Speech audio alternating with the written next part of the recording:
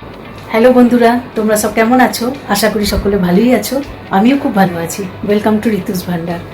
এখন ঘড়িতে বাজে 5:30 ইভিনিং টাইম। আমি জাস্ট একটু বাইরের থেকে ঘুরে এলাম। ঘুরে আসার পরে তোমাদের সাথে গল্প করতে শুরু করলাম। কাজ আছে অনেক কিছু, সেই কাজটা এক্ষুনি তোমাদের সাথে শেয়ার করব। আজকের ব্লগটা খুব বেশি বড় করব না, ছোট্ট মধ্যেই হবে।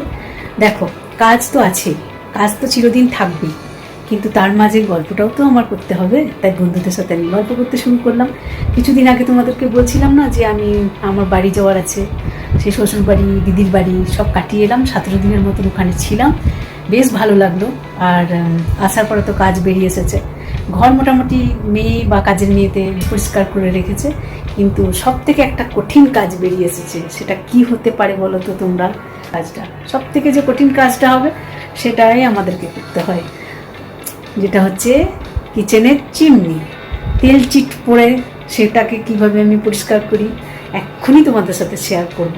তার আগে গল্পর সাথে সাথে যদি আমি কাজটা করি তাহলে কাজটা সব থেকে তাড়াতাড়ি হয় বা ইজি হয়ে যায়। তাই আমি মনে করি তোমাদের সাথে গল্প করতে করতে যদি আমি কাজটা শেষ করি তাহলে আমার খুব তাড়াতাড়ি হয়ে যাবে বা আমার কোনো কষ্টটাই হবে না। ওই জন্য আগে গল্প করে নিলাম, এইবার কাজে মারব।